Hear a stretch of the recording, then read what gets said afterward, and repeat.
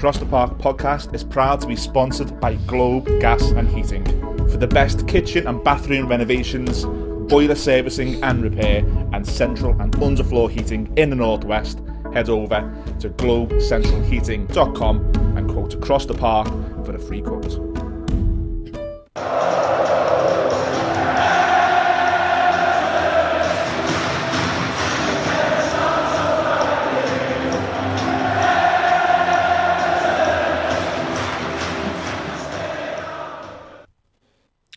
Hello everyone, welcome back to Across the Park podcast. We are back, we're back in the studio, and I've got my able-bodied, fit and healthy assistant, Ian Mills, back in the studio. Mills, he's looking over his shoulder. Mate, great to have you back first and foremost. Good to be back, my man, good to be back. April was the last time me and you done a podcast. But wow, I think feels like Shearer and Sutton are back together. Shearer and Sutton, but we had Mike Newell fitting in, didn't we, for a while? Colin, Yeah. Colin, massive thanks to Colin. What a Yeah. top lad he is, and great podcaster. Yeah, he's good. He's good, better than me. But anyway, great to have you back. And we have got some questions about where has Millsy been. We'll address them later in the questions section. So we are going to cover, after a long delay, the review of the season. So we're going to go back through the last season. Obviously, good for us. The players aren't quite back yet for pre-season, so we're not quite missed the boat completely. But we're going to look back at last season. I've got some questions for Millsy. We've had quite a few social media questions that we're going to cover at the end. So we've got 5 quick fire-ish questions at the end that we're going to finish with. But yeah, just delighted to be back in here. Delighted to be talking Everton with a clean slate, it seems, and some optimism. But we will be in future weeks covering next season, covering stuff around the ownership, all the stuff that you'd expect as we get into the pre-season schedule. For now and today, we're going to be covering the review of last season. So I said to Millsy the other day, I can't even remember last season. It's been such a... What a nice feeling that is. Yeah, it is, yeah. There was nothing, there's no horrible post-traumatic stress that we had the previous season. Well, to a certain degree, but nowhere near as bad. So yeah, without further ado, Mills, we're going to get into the review of last season. So yeah, I mean, look, a lot of the season was clouded with, or, you know, certainly hampered by the Premier League in terms of the points deductions, etc. We're going to try and not go near that too much and look at it as it was in terms of points we would have had on the board, you know, without the deduction, performance of players, the manager, good wins, tough defeats, good moments, bad moments, best players, weakest players. Let's go. So let's go, yeah. So I'm going to start with, on a positive note, best moments of the season for you. Could be a goal, could be a game, could be a moment before or after the game. You couldn't look past the Merseyside derby, could you really? I mean, it was nice that, I think, not so much as a moment, but the last game of the season was nice to not be worrying. That was a nice afternoon because me and you, the 2 years prior, because we do the show as well, it sort of consumed us a little bit, didn't it? And it became a little bit too much. I don't even think we was on a show before that last game. It was just like so... And without realising it, we needed to breathe, didn't we? I think the supporters in general, Evertonians, needed to breathe. But a moment for me, best moment was probably, if you ask for an actual moment, leaving Goodison Park after the Merseyside derby. I had no one on my shoulders. We just roared the team off. And the Tannoy system was playing. I guess that's why they call it the Blues. Yeah. And I said to Noah, like, don't get used to this. Just enjoy this moment. Yeah. For me, would you go along with the derby, or is there something different for you? Yeah, definitely. I mean, I think moments I wasn't fortunate enough to have either of my kids there. I wasn't as optimistic as you that it was going to be a good night. The Calvert-Lewin header, it was up there. It was up there with one of the best goals in terms of a moment and the significance of it. And for him as a player, he's had such a tough time, and we hadn't seen Calvert-Lewin, and I said this in the show after the derby, we hadn't seen Calvert-Lewin playing at 100, 110% or 100% or close to that for quite some time. I felt like he left it all out there that night, and he showed the fans, whether that's the last time we see it, and we'll come on to that maybe next season, or one of the questions, next show, one of the questions is actually on Dominic Calvert-Lewin later on, but for me that moment, he you know, with one of them Duncan-esque leaps, he was in the air for so long, and just a dominant performance, but that goal capped it off. That night, I mean, I know you've said moments, we're very, very lucky. We've been asked to write a chapter for the upcoming Everton book, haven't we? Which we're going to talk about in the future shows. But me and Gary have both been asked to do a chapter for a book on Goodison. And my story was that Merseyside derby. Without going into too much chapter and verse, I've always said my best moment at Goodison Park, my best moment as an Evertonian, was Joe Royle's first game. Big Duncan scored. We were bottom of the league. Liverpool were flying. It was under the lights. And it was a big moment for me, really, because I was with my dad as a 9-year-old. You know, my dad lost my dad 8 years ago. So I always said, and I've said this too, that moment will never be replaced. Me with my dad watching Everton beat Liverpool. And then here we are in 2024. We're under the lights. I've got my little boy full of optimism, telling me we're going to win. Similar to what I was when I was 9 doing it to my dad. We're watching Calvert-Lewin rise. It was like watching Duncan Ferguson rise in 1994 at the street ends. And that for me, and that's my story in the book, that, you know, my dad and my little boy, generationally, they didn't meet. And I've always thought that's such a shame because my dad would have loved him. But that, Goodison Park like has close pulled they're them. going to meet because they've had the same experience. That's the connection. That's my new best moment at Goodison. That night was special, really special. No, brilliant. I don't think I could top that, and I couldn't disagree with you either. Conversely, other sides of the coin, worst moments for you this season.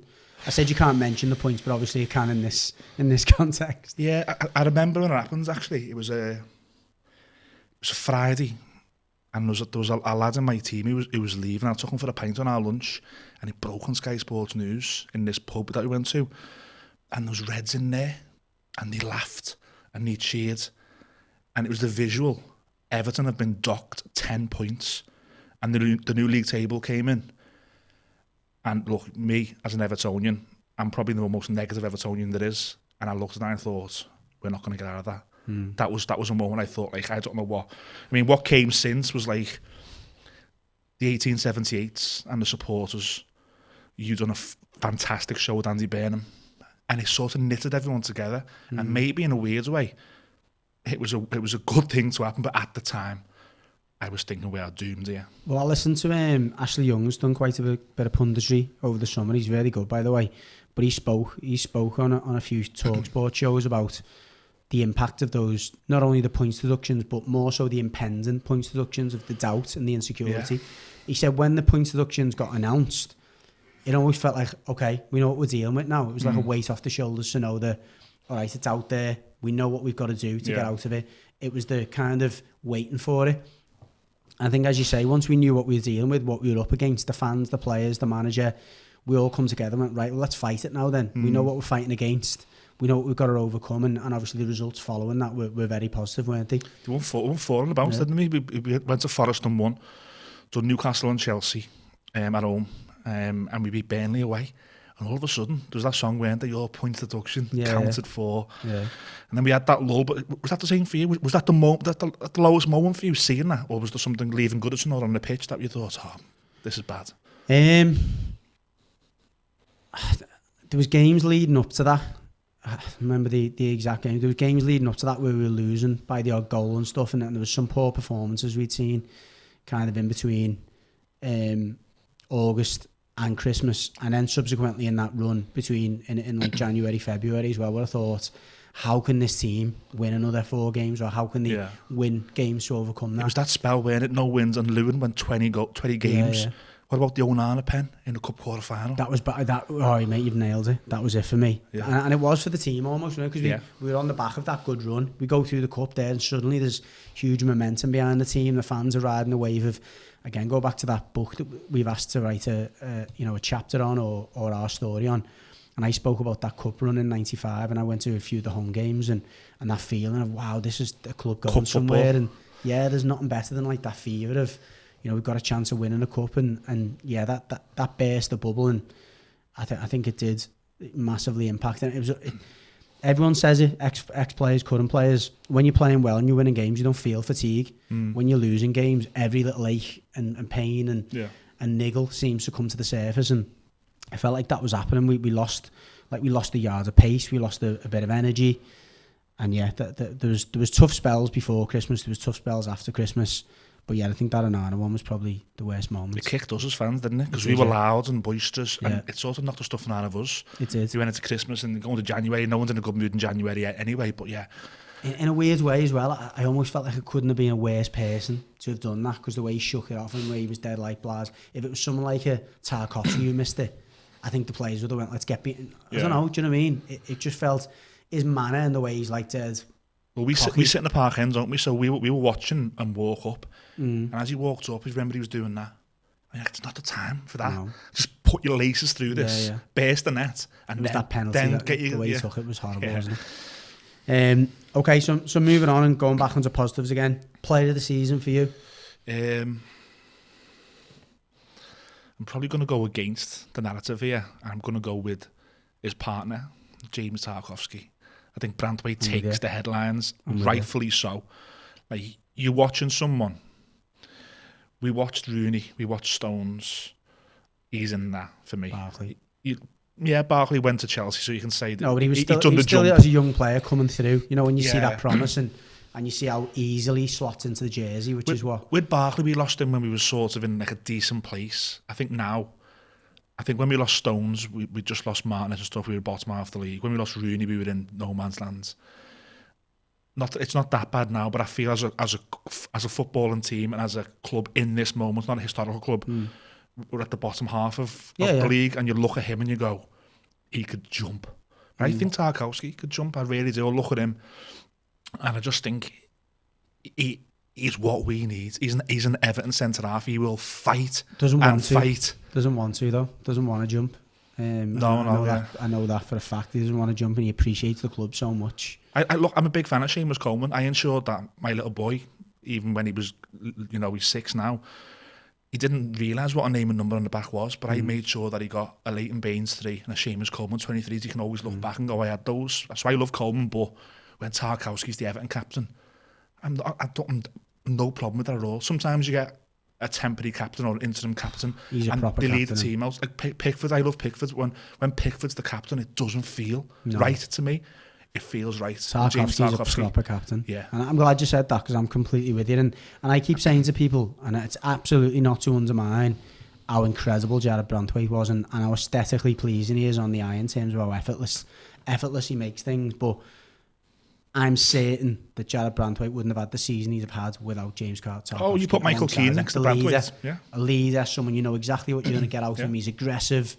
He's leading the line. Jared Branthwaite doesn't have to do any of them things. He just gets on with being a centre-back. You know that he'd be like that, checking his shoulder. Where's me mate? What's going on? If he was playing with another defender, Michael Keane or anyone else. I think Tarkowski not only was putting in performance consistently, he's an outstanding leader. And I look back to one of the first games he played, and there's a little bit of a scuffle, and he's right at the front, chest out and all that. And there's that one as well where he's calling out Nara, and the other lads and he walks off. And he walks off. He's I'm with you. I think he's everything you want from a captain. And for me, given all of the adversity and given the number of players and rotation we had to have it with fullbacks coming in and out, Ashley Young, Michalenko, they were just the pair of them. I wouldn't argue with anyone giving it to Branthwaite, by the way. I also wouldn't argue with anyone giving it to Pickford, because he stood up and was counted on a number of occasions. Branthwaite got the official one and the players when he got both. And you can see why, can't you? But and you know what? And I almost think Tarkowski went, give it to Jared. I don't want that. Yeah, I can see that. That's almost like what he's about, isn't it? He doesn't want the limelight, doesn't want the headlines. And I think honestly that's a great point you've just made about Branthwaite playing with Tarkowski. Can you imagine Branthwaite playing with Holgate or Keane? You know what I mean? He'd stand out, but you wouldn't be seeing the rapid development. To have James Tarkowski next to him as Bennett, that's a partnership. And we're not going to talk about it yet, but I really hope we keep older Branthwaite, because that partnership is brilliant. He would be the priority out of all the players, because I just think of how solid that we have been in that area of the pitch. Yeah, definitely. There wasn't that many of them, and I guess standout ones would be tough to name, but we did spend some money last season. Signing of the season, best signing. It's tough, because none. So you got Danjuma, Beto, Chimiti, Ashley Young probably played more of all of them. Would you give it to Jack Harrison by default? Really, I'm trying to think what else we signed. I can't actually think. Yeah, it is. Well, Chimiti, Beto, Danjuma, Jack Harrison, Ashley Young. That's it. So Harrison probably There was no one in January, was there? No, There's people screaming at us now because we're missing someone. No. I feel it.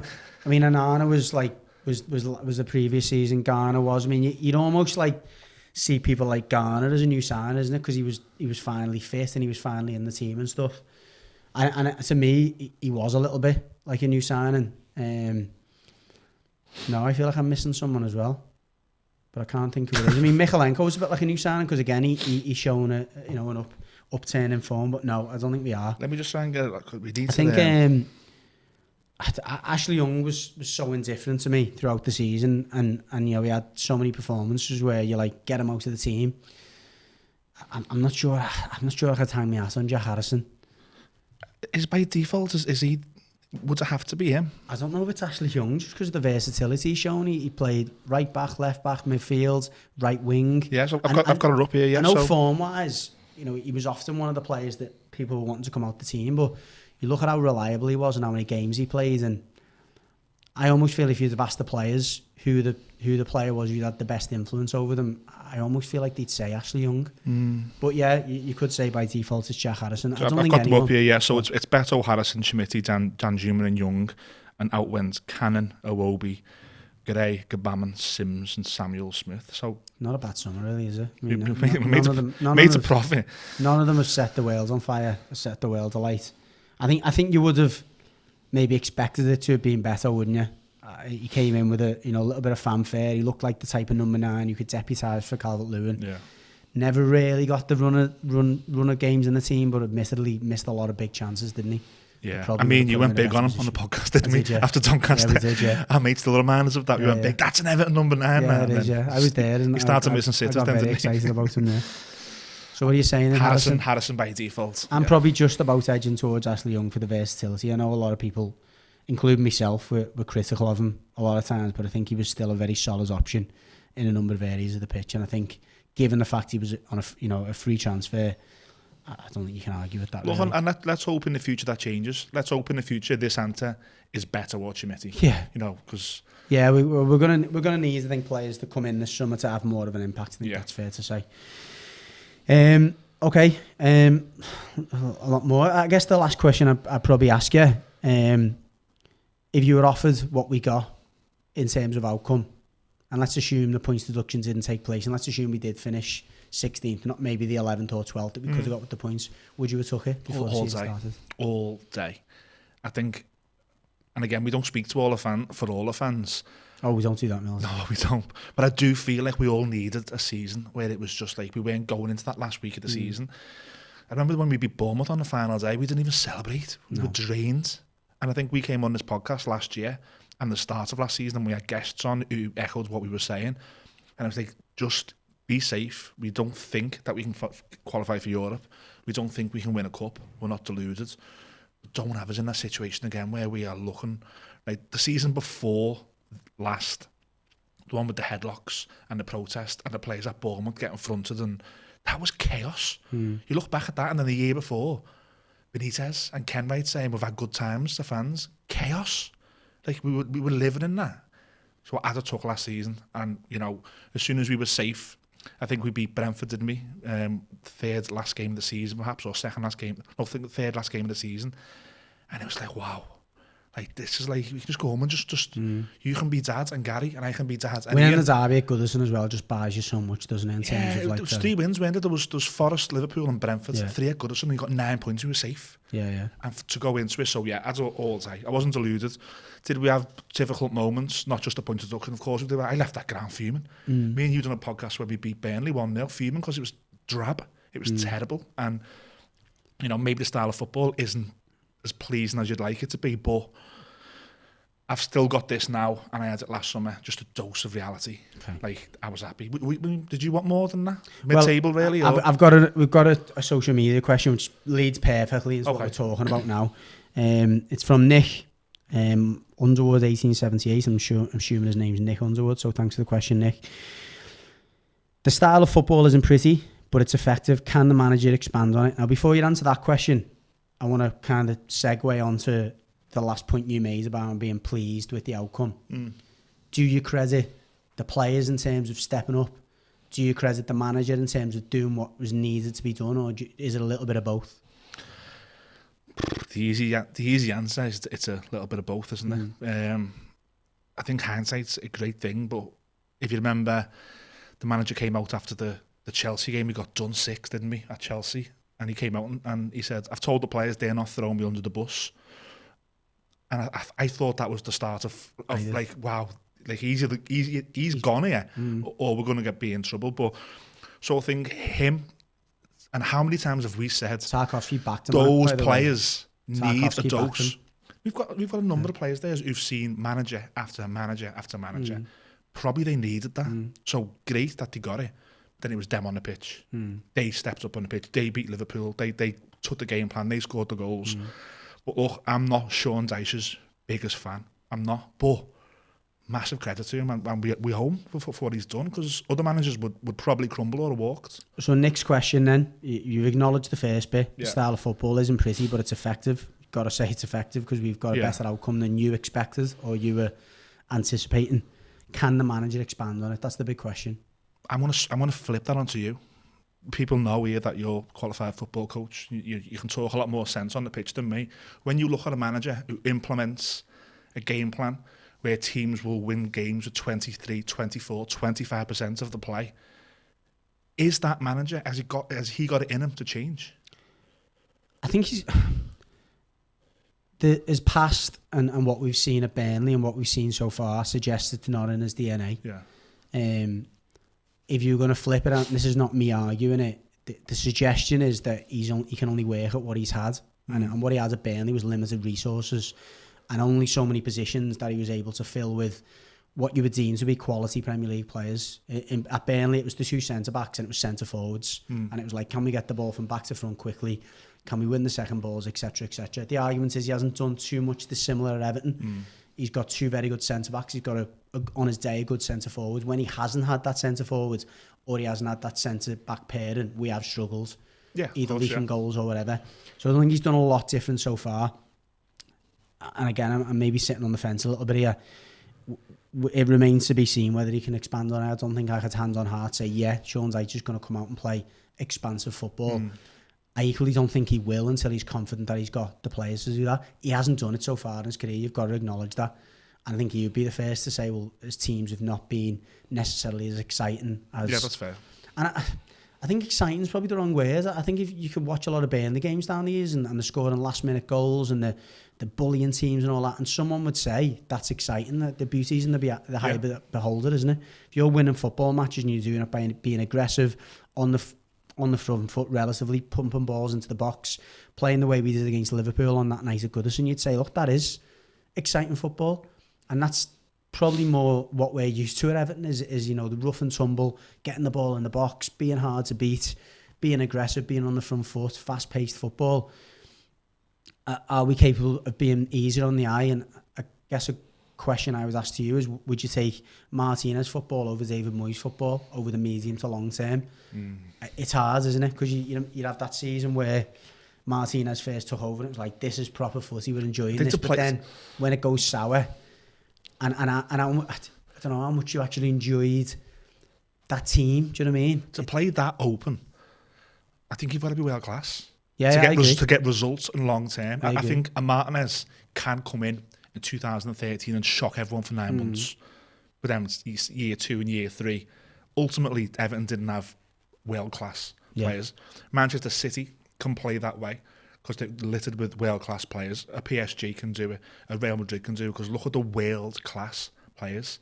You can do it you can maybe do a hybrid if you want. I mean, I think the Ndiaye signing will see us be a bit more exciting at the top ends of the pitch at times. But yeah, I don't know. I don't know if I want him to. I just want to be safe. Well, that's it. That was part of my question. Do we still want him to be effective and progressive? For me, personally, I would take a more progressive season, i.e. closer to mid-table.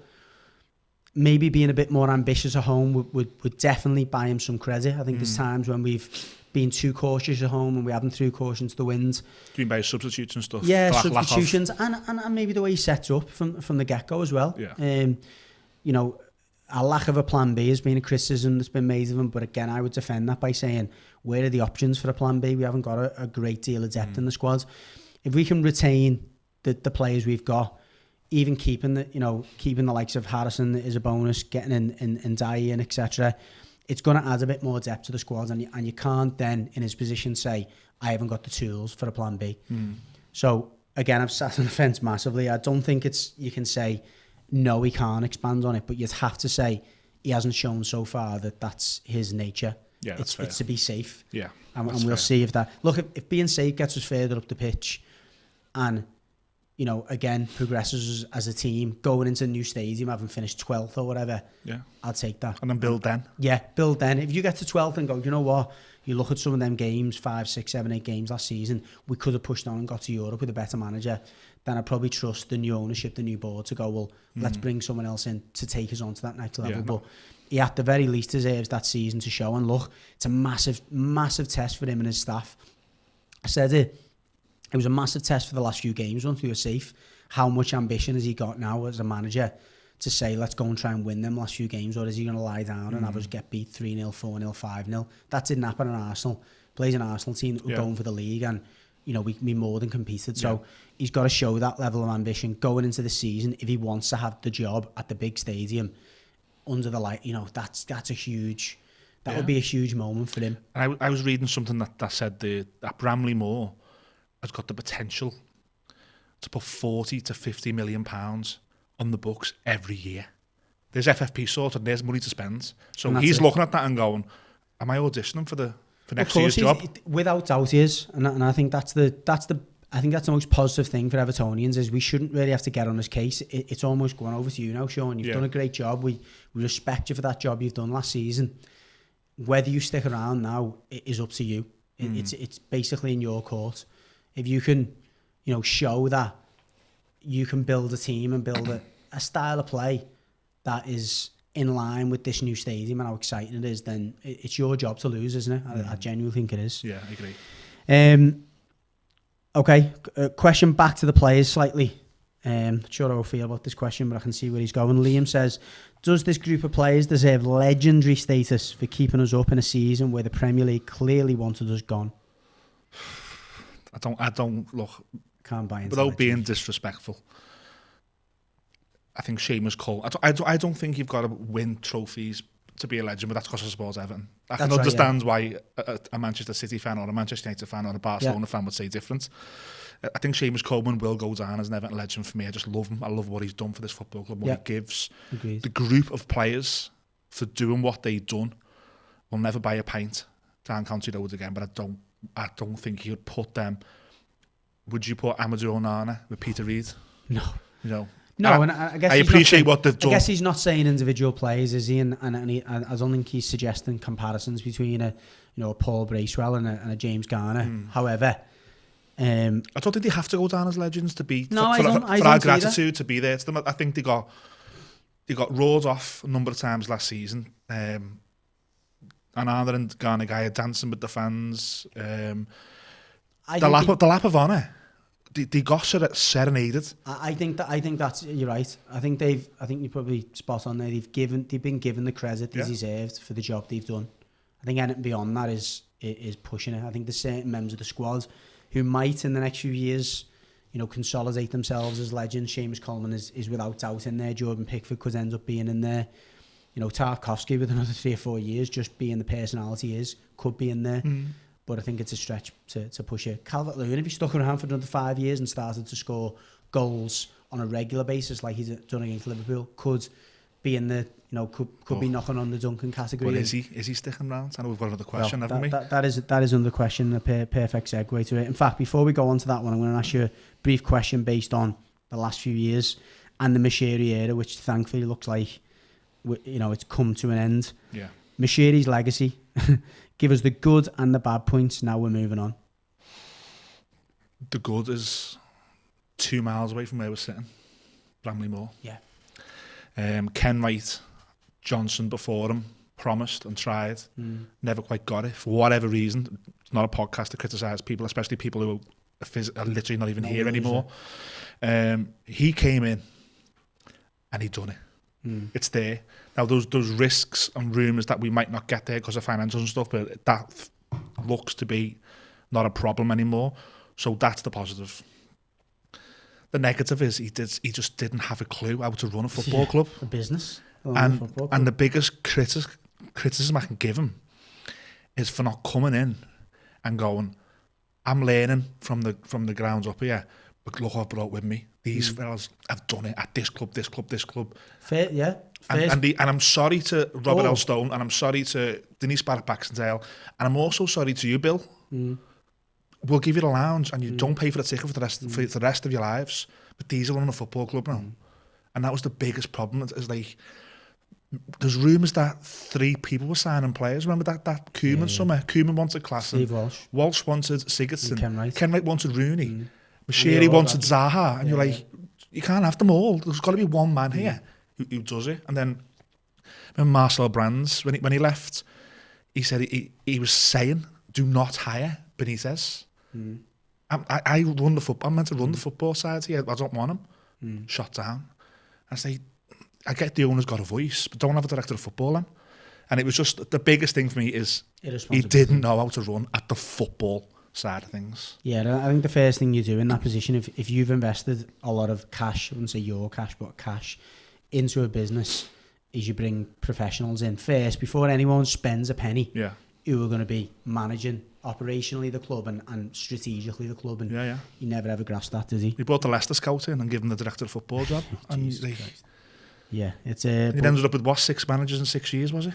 Yeah, so I agree with you there. I think Bramley Moore, whether it'll be in 10, 20 years, thank you Moshiri for that, or whether it'll be, whatever, I agree. I think the fact that Bramley Moore is now standing is going to be, for the next 100 years, something that the club can be proud of. Our kids and our grandkids and their kids will hopefully benefit from what he has done. Yeah, fair play. Okay, so you mentioned the question there, Wayne Ellis, who sends quite a few questions in, so thanks for your question, Wayne. Good lad, Wayne. I always see him at the kids' footy. Yeah, boss lad. Definitely. Welcome back, first and foremost, Millsy. Where do you lads stand on the DCL situation? Which is, he's not signed a new contract. There's a contract on the table, he's not signed it. Sell him. Agree. I would keep him if he signs the contract. I'd love to keep him. Sign the contract, no problem. Play. We're not in a position to be letting players run the contract down. And not even what happens if. This is a very likely scenario. What happens if he's injured for half the season as well? Yeah. We've got a Barkley situation where you're paying someone, or a Dele Alli situation where you're paying someone whilst their contract's ticking down, and you're going, why didn't we just? Who was in that room then and didn't light bulb go off? He doesn't play all season really, and when he did play last season, he didn't score in 20. He did pop up at the end of the season when we needed him. But if you can get 25 million for someone with a year left, who's looking at a contract to stay and he's not signing it, take the 25 million and reinvest it. You only have to look at the situation that nearly played out with Newcastle to know that the club are very much up for that. And that's very much. And I think the manager is a simple guy. Do you know what I mean? He's like, look, not signed a contract. Let's get rid of him. And isn't that sensible for once? Isn't there someone in the room now who's saying, do you know what? We're not letting you run your contract down now. No, spot on. Yeah, definitely. And look, we've always been, I think, a fan base that if someone doesn't want to sign a contract, we don't want them. Yeah, that's been pretty. It's happened over the years, hasn't it? I remember there was one with remember Stephen Pienaar ran his contract right down, and you ended up getting like 3 million for him. Yeah. And because of the financials, you then look in hindsight going, why didn't we sell him when we could have got 15? Yeah, 100%. We're in that scenario now, aren't we, with DCL, unfortunately. If he signs the contract, we're the number 9 and play for Everton for the next 4 years. But if you're not signing it, then I'm sorry. Our situation means that you've got to go now. I'll predict how I think it's going to go. I think in the next few weeks, there'll be bids, there'll be rumours, there'll be this, that and the other. I don't think anyone's going to put the money up that Everton wants. And I think he'll sign a new contract just on the basis that he'll get an increase in his wages and almost a compromise between him as agents and the club to say, well, at least now the club can demand a bit more for you when they sell you. I think that's how it'll play out. I don't see anyone putting up the 25, 30 million plus that we're going to unless the terms are not favourable to him, and I don't think that's the case. At 27, I don't see Everton lowballing the number 9 who's 27. No. The fact he's not signed it says to me he either knows through whatever channels or he thinks there's interest in him. Oh yeah, I'm sure there is. I don't think there's any shortage of interest. I just think it's the money that we're wanting, which I think is fair. It was quoted 35 million, wasn't it? That's what Newcastle walked away from, that you wanted 35. If we sold him, I think he'd go for 10 million less than that on deadline day, really. Yeah, I wouldn't. But yeah, we don't want that to happen either, where we can't replace him. So I think there's got to be a middle ground somewhere. Okay, last few questions, and we'll be finishing then. I'll put these two together. So one from Amelia and one from Luke. Amelia says, "Where has Millsy been?" You and me both, Amelia. Luke says, "Summer plans for personal and the podcast." So yeah, two questions, pretty much the same. Well, past and future. Where has Millsy been? It's a good question, really. Judgy and Colin held the fort from around, mid-April? Wasn't we? Yeah, we mid-April. We kept it like... But I think what people don't realise is when me and Gary are not on the show, we don't just lose... We lose the backgrounds of it. Like, Gary's done a lot of research for this, and you'll notice that we sort of flip-flopped, don't we? So for 5 or 6 weeks, Judgy was carrying the podcast, thanks to Colin. Look, very, very simple, is sometimes it's okay not to be okay. And that's it, really. We've said this to our listeners. 1 minute you can be sitting on your stairs, stroking your dog. Next thing, a letter can come through that's got a photograph on it that changes your life. But we're all good now. It's okay not to be okay. When you've got mates like this as well, like legends, absolute legends, pick me up when I needed it, lent me a few quid, took me for a few beers, and we're back. Life's good. Well, yeah.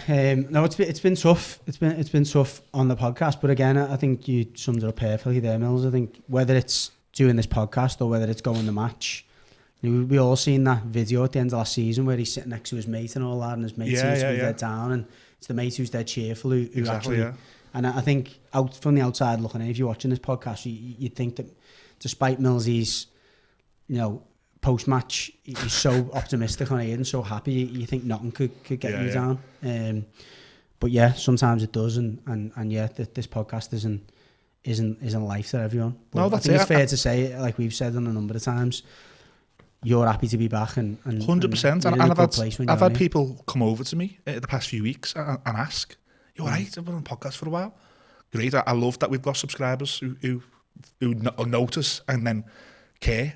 Some lads in Quickfit the other week shouted up the toffees, Millsy. I was like, brilliant, I love it. Yeah. But yeah, we're all good. Sometimes things can happen. And what I would say is me and Gary on the socials, across the park, PC, on the mall, if is everyone sitting there and they're feeling a bit crap, me and him will talk to you, there's no problem at all. We might not know what we're doing. More than that. We might not know we have done more than that in the past. And we're happy to do that, aren't we? There's people who have reached out to us, and we'll never go into details, obviously, and we've helped. And I was in a situation where I needed a bit of help, and then Judgy steps up, other people step up, and here we are, we're all good. Life is good.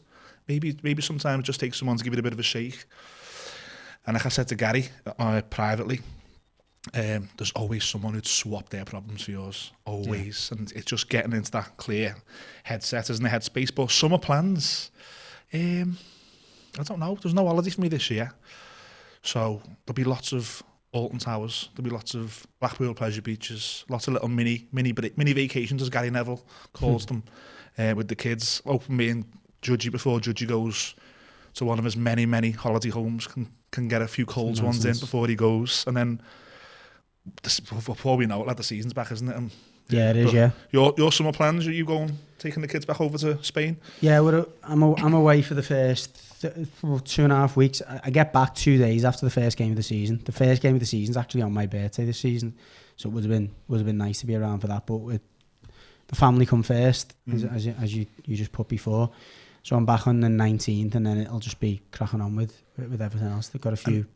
They said podcast plans there as well, didn't they? Yeah, they did, of course. We've got stuff in the pipeline, haven't we? Yeah, I mean, we're hoping. Look, I don't mind saying we're hoping to get to record something in Goodison in the near future. Yeah, hopefully in the next few weeks. It's obviously hard to tie the club down. We're working with the club to try and do that. As everyone knows, we've done a lot for the club in terms of supporting the ladies, and we'll continue to do that. That was something that you done very, very well last season. You talk about carrying the podcast. You done 99% of those podcasts, and I enjoyed it going in and speaking to Brian at the end of the season, and he's signed a new contract so that we can continue that relationship. Yeah. But yeah, we're hoping to record some stuff in Goodison. We'll definitely be back down to Finch Farm to reignite that relationship, and hopefully, again, I don't mind saying, hopefully to do a bit more with the male team as well. And would love that. I mean, I value our relationship with the women's sides, with Joe and David, who are the media guys at the women. They're always brilliant for us. I said to you, didn't I, to walk around Finch Farm, and it's like, how am I? Like, how are we doing this? So I love that. great to carry that on next season, but the summer ones, we've got planning the Kevin Campbell tribute. Dave from the Winslow, Dave Bond, has invited us to go to the Winslow to record and let him talk about his friend Kevin Campbell. So one of us will be going down to the Winslow to do that. We always do. We invite our friend Matt Jones over, don't we, to talk about Tranmere Rovers. So there'll be a Tranmere Rovers show for anyone interested. I know some people have got a second and a third team, and sometimes that's Tranmere Rovers. Well, another one, in fact, and I hadn't even spoke to you about this, but it's worth mentioning. Now, I'm going to do one with Marine as well. I know a lot of our fans follow Marine. Great. You've been down to a few of the games. They've now started their own podcast. So I'm going to do a little podcast with them, mainly talking about the fact that, look, if you're an Evertonian or if you're a Liverpool fan, you know, you look at the calendar, you're not going to an Everton, get down to Marine, to Tranmere, do you know what I mean? There's lots of local football, not just those two clubs, there's many other local clubs, but support your local teams. If you're not going to the Everton game or going to the Liverpool game, rather than going to the pub or sitting there watching your soccer Saturday, go and take your lad or your daughter down to Marine or down to Tranmere and, you know, and support local football. I love it. Going to Marine and going to Bootle, my dad loves it. Because he's so close to the action. He can touch it. He can touch stuff, like, basically. So it's very different, and I enjoy it. It's nice to get down there. It's nice to be able to have a pint on your seat and just watch it, and, like, you know, it feels a bit more like. It'll be the last season you'll be able to do that at Marine, because if they get promoted to the National League, that goes away. Let's hope they stay down. Let's just stay in your lane, stay in the National League. We've got plenty coming up in the summer. We've got about 4 or 5 shows planned. We always have. This is a common question on Twitter. When's your next show and stuff? We always have June off. Historically, we've always just took June off just to recharge. There's not much to talk about. The podcast you do continue going on. Great Everton podcast. Great.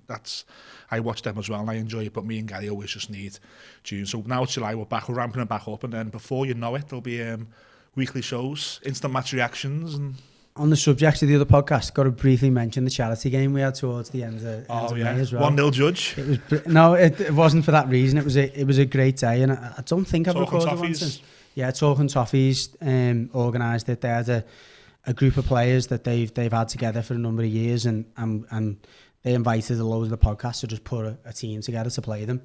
And just in general, it was a great day. I brought down my kids and my wife, and everyone brought their families down, and it was at Widnes Viking Stadium, and just the camaraderie amongst all the podcasts, and the acknowledgements in the changing rooms are saying, well, why do we bicker over on Twitter, and what's all that about? We're all Evertonians, we're all in the same position, and we all agreed that we're going to do more of that together, and we've got a little WhatsApp group that we still have loads of chat and banter about.